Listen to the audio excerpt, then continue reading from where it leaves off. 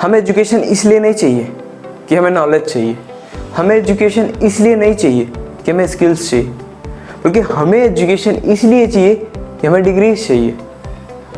हमारे Indian education system में यही चीज़ें हमें सालों से कंटिन्यूसली यही सिखाया जा रहा है कि आपके स्किल्स, आपके नॉलेज से ज़्यादा मैटर करता है आपकी डिग्री।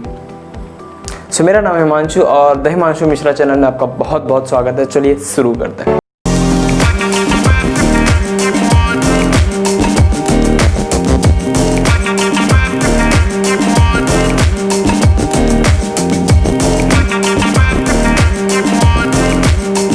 एजुकेशन सिस्टम के बारे में कि जो हमारा इंडियन एजुकेशन सिस्टम है वो कहाँ पे बिलोंग करता है, उसकी पोजीशंस क्या है, उसके रैंकिंग्स क्या हैं, इन सब के बारे में आज हम बात करने वाले हैं। तो जैसे कि मैंने पहले ही बात किया कि हमारे जो एजुकेशन है वो हमें स्किल्स, नॉलेज से ज़्यादा डिग्री पे फोकस कराता है। हम बचपन से पढ़ते चले आते हैं। अगर हम 10th में हमें बोला जाता है कि आप 10th क्रॉस आउट कर लो, आपको बहुत अच्छा है, फिर आगे 12th क्रॉस आउट कर लो, आपको बहुत अच्छा है, आगे बैचलर्स कर लो, बहुत अच्छा स्कोप है। लेकिन हमें कोई स्किल्स के लिए नहीं बोलता कि हमें ये स्किल्स कर लेनी चाहिए, इन फ्यूचर इसका डिमांड बढ़ सकता, हमें ये स्किल्स कर लेनी चाहिए, इन फ्यूचर इसका डिमांड हो सकता। नहीं, हमें डिग्रीज पे फोकस करानी है, मार्कशीट्स पे फोकस कराने हैं, हमें मार्क्स पे फोकस कराना है, ना कि हमें स्किल्स पे फोकस कराना है।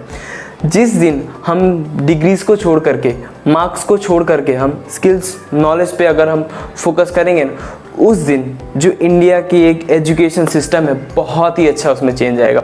लेकिन हमें ये सब नहीं करना है। हमारे इंडियंस को हमें यही एक चीज़ याद रखनी है कि नहीं, हमें बिलीव करना है तो ओनली मार्क्स पे। हमें किसी को जज करना है तो मार्क्स से जज करना है, किसी को जज करना है तो उसके परसेंटेज से जज करना है।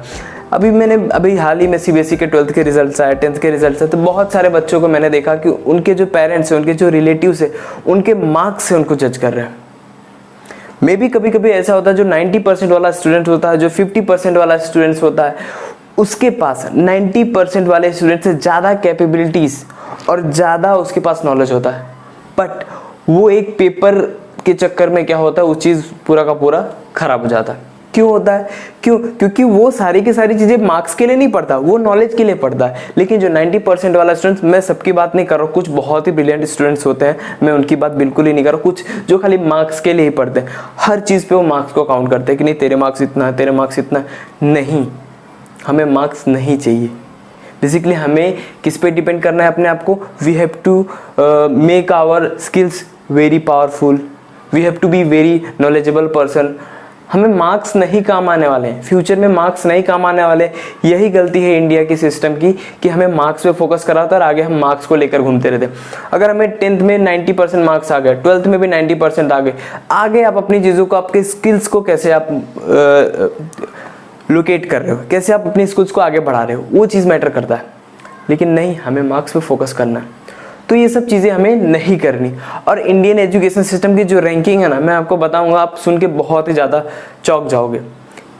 टोटल 191 कंट्रीज है, उसमें इंडिया की जो रैंकिंग है, गेस करिएगा, आप कमेंट करिएगा कि कितनी रैंकिंग हो सकती है। उसकी जो रैंकिंग है that is 141, which means 191 countries में से इंडिया की जो रैंकिंग है वो 141 है। मतलब इंडिया का जो एजुकेशन सिस्टम है कितना पीछे है। पीछे क्यों है? क्योंकि हमें रिजल्ट की पड़ी है, हमें मार्कशीट की पड़ी, हमें डिग्रीज की पड़ी है, हमें नॉलेज की नहीं पड़ी है, हमें स्किल्स की नहीं पड़ी है, हमें इन सब की नहीं पड़ी। इसीलिए इंडिया का जो एजुकेशन इंडेक्स है that is very away from other countries. बहुत ही डिफरेंस है। मतलब अगर 50 में, टॉप 100 में भी होता तो कहीं ना कहीं उसकी कुछ वैल्यू होती। क्लियर आउट ऑफ टॉप 50 में भी होता, टॉप 100 में भी होता, तो भी वो बात समझ सकते हैं कि टॉप 100 में, टॉप 50 में नहीं, वो टॉप 100 के ही बाहर है। मतलब 100 कंट्रीज के बाद इंडिया का नंबर आता है कि हाँ भाई, इंडिया वाले भी पढ़ना लिखना जानते हैं। और जैसे कि हम अगर कॉलेज में पढ़ रहे, मैंने भी कॉलेज में बहुत सारी चीज़ें देखी। फर्स्ट ईयर में मैंने कॉलेज में बहुत अच्छे से एग्ज़ाम्स दिए, असाइनमेंट्स कंप्लीट करता था, सारे के सारे PPTs बनाता था, सब करता था। लेकिन मैंने जब फाइनल एग्ज़ाम्स होते हैं, अपने जो एग्ज़ाम्स हमने साल भर मेहनत करके सब असाइनमेंट्स बनाए हैं, सप्लीमेंट्रीज बनाई होती हैं, जो प्रोजेक्ट्स बना होता है उसको कूड़ेदान में फेंका जाता है। मतलब वैल्यू ही नहीं करना है, हमारी वैल्यू ही नहीं है कि हम वहाँ पे क्यों उतना काम किए हैं, क्यों हमने इतने प्रोजेक्ट्स बनाए, क्यों इतने असाइनमेंट्स कराए, हमें क्या वैल्यू है। कुछ भी वैल्यू नहीं निकलता, इसीलिए हम पीछे। और बहुत सारे स्टूडेंट्स क्या होते हैं, कंट्री छोड़ करके फॉरेन स्टडीज़ के लिए, IELTS के लिए जाते हैं, फिर उसके बाद स्टडी अब्रॉड के लिए चले जाते हैं। क्यों? यही सब चीज़ें हैं, क्योंकि हम मार्क्स देखते हैं आपके। मैं सिंपल से एग्जांपल देता हूँ, अगर आपने कॉलेज में नोटिस किया होगा कि टीचर को अगर आप एक असाइनमेंट दे रहे हो तो वो टीचर कभी भी अच्छे से आपके असाइनमेंट चेक नहीं करेगा। वो चेक करेगा कि आपके पेजेस कितने फुल है, आपके असाइनमेंट कितनी ज़्यादा टफ लिखी हुई है, कैसे लिखा हुआ है आपने, वो चेक कभी भी ये चेक नहीं करेगा कि इसमें मैटर का। लास्ट टाइम ही सब असाइनमेंट कॉपी पेस्ट करके देते हैं, क्योंकि असाइनमेंट हमें खुद से करना होता है, लेकिन वहाँ पे लोग कॉपी पेस्ट करके देते हैं।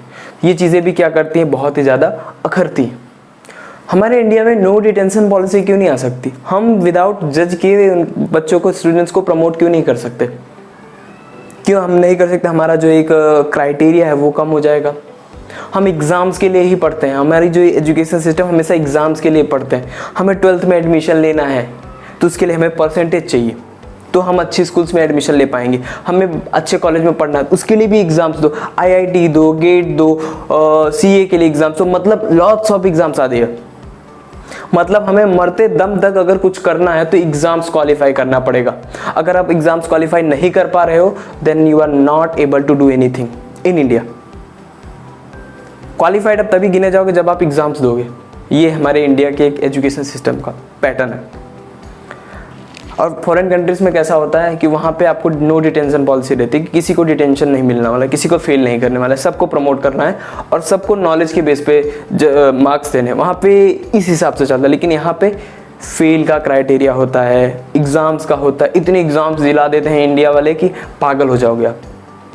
अगर आप एक साइट खोल लो, कोई भी एक पर्टिकुलर साइट, एग्ज़ाम्स इन 2020, मतलब एग्ज़ाम्स में देख लो आपको 2020 में कौन से एग्ज़ाम्स होने वाले, तो lots of lists are there. वहाँ पे इतनी सारी लिस्ट मिल जाएगी कि आप पागल हो जाओगे, इतने भी एग्जाम्स होते हैं। मोस्ट ऑफ सबको ये पता है, IIT पता है, गेट पता है, CA का एग्जाम पता है, CS का पता है, ये सब। लेकिन वहाँ पे जब खोलोगे ना, इतने सारे एग्जाम्स आ जाएंगे ना, आपका सर चकरा जाएगा कि ये क्या हो रहा है।